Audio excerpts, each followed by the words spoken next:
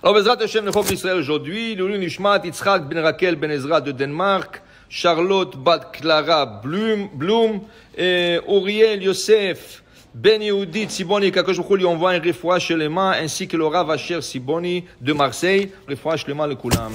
Tnan, la Gemara de Zvachim 61b, Tnan Hatam. On a étudié là-bas dans un autre passage, Shalou bnei Agola aussi falav arba amot mina darom ve arba amot mina ma'arav. Alors ici on parle du retour des Juifs de Babylone. Quand on a été exilé au Babylone, Nebuchadnezzar, il a détruit le Beth Amikdash complètement. Les Juifs ont été exilés à Babylone, ils sont restés là-bas 70 ans. Ils ont passé d'un exil à un exil dans un exil, qui veut dire qu'ils sont passés de Babylone, et la Babylone a été conquise par Parasumadai, des rois, la Perse et la Mède, et ils ont tourné ça, Malché Parasumadai, et ça c'est la fin de l'exil où on parle de l'histoire de Hanouka, Mordechai et Esther, c'est la fin de l'exil de Parasumadai. D'ailleurs, comme on écrit dans la Megillah, Beimé Achashverosh, Malché Parasumadai, Amolech Meod de Makouch, et là, 70 ans plus tard, Ezra Sofer, il décide de reprendre tous les Juifs avec l'aide de Koresh, fils de Esther et Achashverosh, qu'il a subventionné la reconstruction de Beth Amikdash. Seulement, ça n'a pas marché au début parce qu'il y avait beaucoup de Karaïtes, il y avait beaucoup de sectes qui ont empêché la construction de Beth Amikdash. Ça a pris une deuxième fois par les rois Dariavesh pour construire Beth Amikdash, mais quand ils sont finalement montés en Israël avec Ezra Sofer, il fallait reconstruire le temple. Alors Ezra Sofer est en train de le faire, et qu'est-ce qu'il fait? Au Sifu, ils ont ajouté sur la grandeur du Misbéach, de l'autel. Combien ils ont ajouté? 2 mètres. Arba Amot, qui sont 2 mètres, mina darom, du côté sud de l'autel. Ve Arba Amot mina Ma'arav, et 2 mètres qui est 4 coudées du côté ouest de l'autel pour élargir, pour faire plus de la place pour des sacrifices. Okay? Dit la Gemara, Maïtama, quelle raison ils ont élargi? Amar Rav Yosef, Mishum de l'Osapik, car il n'y avait pas assez de place pour mettre le sacrifice. Tu mets un taureau déjà, tu couvres tout le Misbéach. Okay? Alors Amar le Abaye dit à Rav Yosef, je ne comprends pas. Ashta Mikdash Rishon, le premier tov d'Irtiv Bo, Yehuda v'Israël, Rabim, Kachol, Asher, Asfat Hayam. Le premier temple, au temps du roi Salomon, c'est écrit que les Juifs étaient nombreux comme les grains de sable au bord de la mer. Il y a un roi grec qui s'appelait Agrippas. Il voulait recenser les Juifs à Jérusalem. Et autour de Jérusalem, pas autour d'Israël, autour de Jérusalem, il a trouvé cette année-là qu'il a fait le recensement 12 millions de Juifs. Alors il y avait encore quelques millions en Israël. Okay? Alors, tous ce million-là venaient au Beth Amikdash du roi Salomon. L'autel était petit et il suffisait tout le milliard et des milliards de sacrifices. Alors là, Ezra Sofer, il monte de Babylone. Combien de Juifs sont montés en Babylone avec Ezra Sofer? Pas plus que 40 000. La majorité des Juifs ne voulaient plus monter en Israël, ils voulaient rester dans la diaspora. Alors qu'est-ce que tu me dis, Rav Yosef? Tu me dis qu'ils ont élargi de 2 mètres de côté sud et de côté ouest, 2 mètres encore, parce qu'il n'y avait pas assez de flammes sur le sacrifice. Ils n'étaient que 40 000. Ils étaient que 40 000. Shlomo HaMelech, ils étaient kachol, asher sfatayam. Comme le grain de sable sur la mer, et c'était suffisant. Répond la Gemara.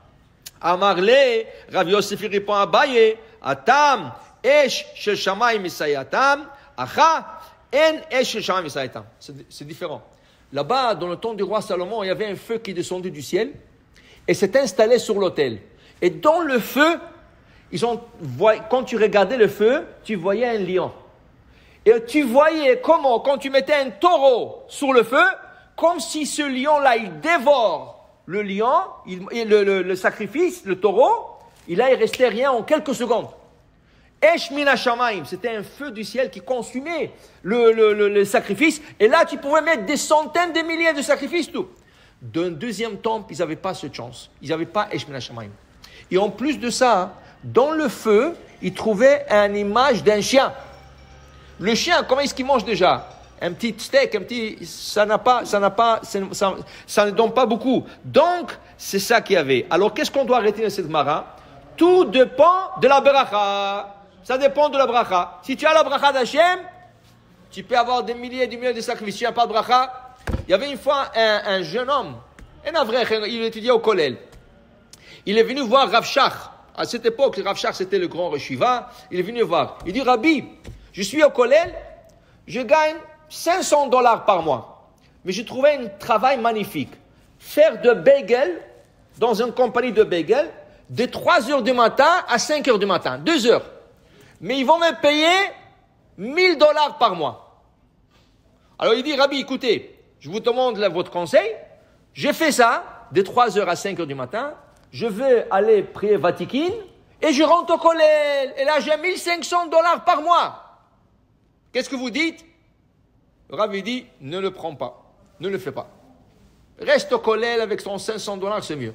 Il dit, mais Rabbi, j'ai la chance de tripler mon salaire. Il dit, non, ne le prends pas. Donc, il a écouté.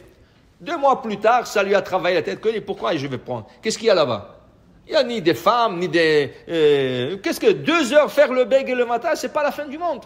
Il est parti, il a commencé à travailler, il a fait d'argent et tout ça. 6 mois plus tard, il revient voir le Rav en pleurant. Il pleure. Il dit, qu'est-ce qu'il y a? Il dit, vous vous rappelez de moi? Il dit, oui, je rappelle de vous. Qu'est-ce qu'il y a?